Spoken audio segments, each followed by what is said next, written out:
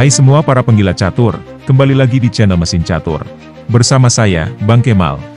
Kalian semua bisa menyingkat nama saya menjadi Bang Ke. Untuk video kali ini, saya akan menyuguhkan sebuah permainan dari pecatur legendaris asal Amerika Serikat, Robert James Fisher, yang berhadapan dengan pecatur asal Mongolia, Lam Suren Myanmar Suren. Pertarungan ini terjadi pada tahun 1967 di Sousse, Tunisia. Tak usah banyak congcing, langsung aja kita cocol. Nyo ah beset mang.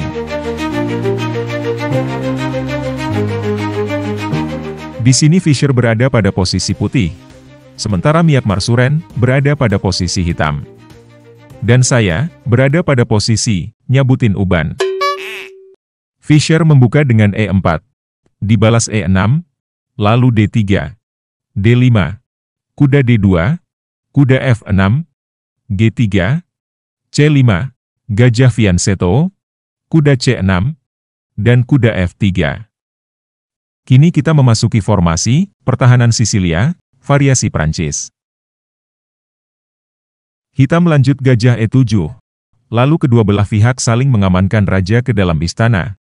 Putih rokade, hitam blokir.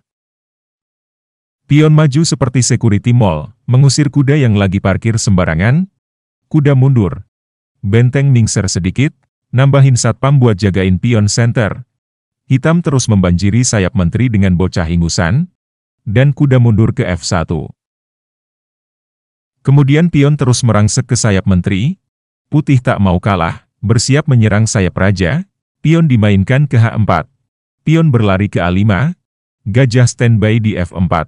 Kayak pelatih sepak bola yang siap ngasih instruksi, pion terus melaju, pion langsung menghadang, pion ambil pion, dan pion ambil balik. Drama terus berlanjut, kuda yang tadinya nonton dari kejauhan, kini mulai bergerak ke sayap menteri. Kuda kembali bertugas di E3, gajah A6, gajah H3, pion maju menyerang kuda, memaksa kuda mundur lagi ke F1.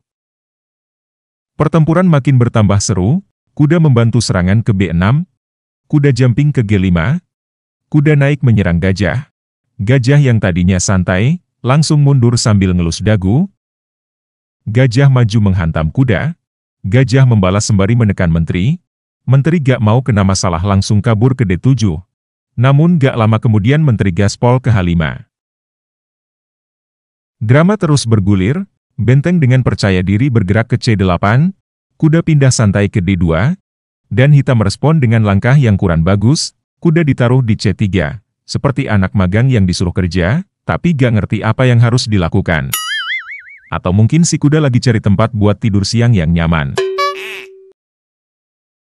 Menurut dukun santet yang sudah terkenal di seluruh penjuru mata angin, hitam seharusnya memainkan pion ke C4. Saat gajah menyelinap ke F6, pion makan, pion membalas, lalu raja lari ke sudut istana menghindari ancaman menteri. Hitam masih bisa selamat dari amukan pasukan putih. Namun sungguh disayangkan, hitam malah menaruh kuda di C3. Putih langsung ngegas dengan gajah melipir ke F6, dan menteri ditarik ke E8. Jika di sini hitam memaksakan mengambil tumbal proyek yang ditawarkan, pion akan tewak pion, raja lari ke pojok, namun gajah membantu serangan ke F5. Setelah pion hantam gajah, benteng naik menyerang menteri.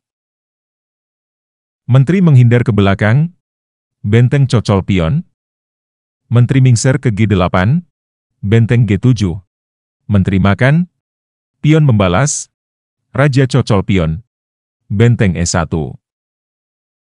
Lalu benteng C7, kuda F3, pion H6, benteng naik membantu menteri, kuda serang raja, skak.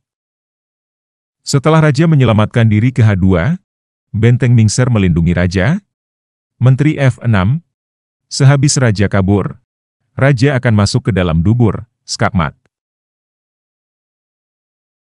Itulah alasan kuat kenapa hitam membiarkan gajah yang ditumbalkan, dan memilih menarik menteri ke E8. Kemudian kuda bergerak ke E4. Pion mengusir menteri, Menteri nyelip di G5, kuda ambil kuda, benteng ambil balik. Akhirnya hitam berani mendorong pion ke C4, walaupun udah sangat terlambat, seperti datang ke pesta waktu udah bubar. Pion menembus pertahanan ke H5, pion ambil pion, dan putih tidak peduli dengan hal itu, lalu mengirim benteng ke H7. Kalau di sini hitam mengambil pion gratisan, pion akan tewak pion. Pion makan, benteng makan, raja membalas, menteri mundur menyerang raja, skak. Raja kabur ke G4, menteri mengintili, setelah raja menghindar, raja akan langsung modar, skakmat. Mengingat hal tersebut, hitam memilih menggeser benteng ke A7. Lalu gajah mundur ke G2, hitam baru mengambil pion. Menteri nyempil di H6.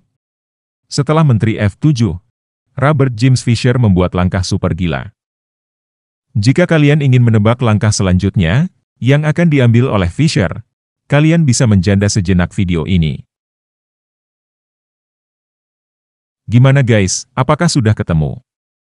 Ya, Fisher menghantam pion pakai menteri, mengorbankan diri. Dan dengan langkah gila ini, akhirnya Lamsuren Miyak Marsuren langsung mengibarkan bendera kuning, dia menyerah pada langkah ke-31.